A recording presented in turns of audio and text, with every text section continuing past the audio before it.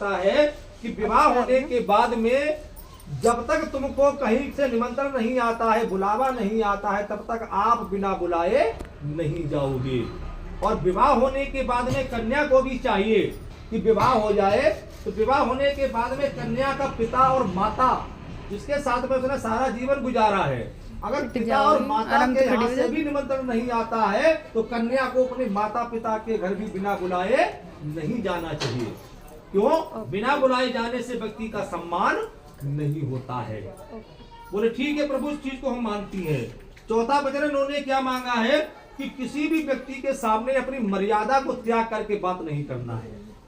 बाहर का व्यक्ति है, उससे कभी अपनी मर्यादा को लांघ करके बात नहीं करना, अपनी मर्यादा में ही रहना है। और पांचवा वचन मांगा है कि जिस तरीके से तुमने अपने घर में रह करके अपने पिता के साथ में, भाइयों के साथ में सबका पालन पोषण किया है, सबकी जिम्मेदारी निभाई है, उसी प्रकार से अब तुम हमारे घर में आई हो तो अब तुम हमारे घर में जितने भी सदस्य हैं उनका उसी प्रकार से ख्याल रखना जैसे तुमने अपने घर में अपने भाई और माता पिता का रखा है, और अपनी नारी धर्म का आपको पालन करना है।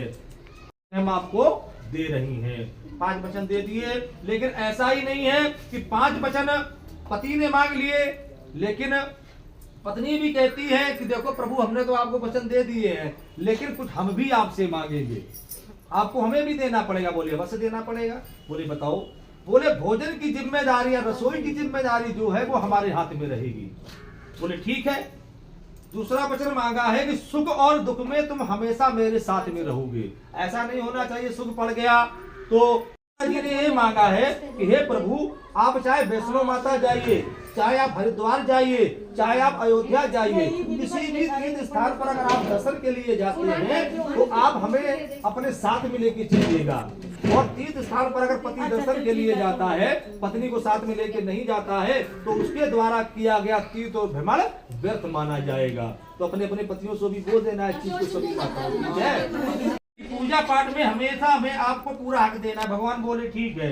तो इसके बाद माता ने बोला कि जो भी संपत्ति है उसके में हमारा संपूर्ण जानकारी होना चाहिए। हमारे पति के पास में क्या है, पत्नी को पूरी जानकारी होना चाहिए।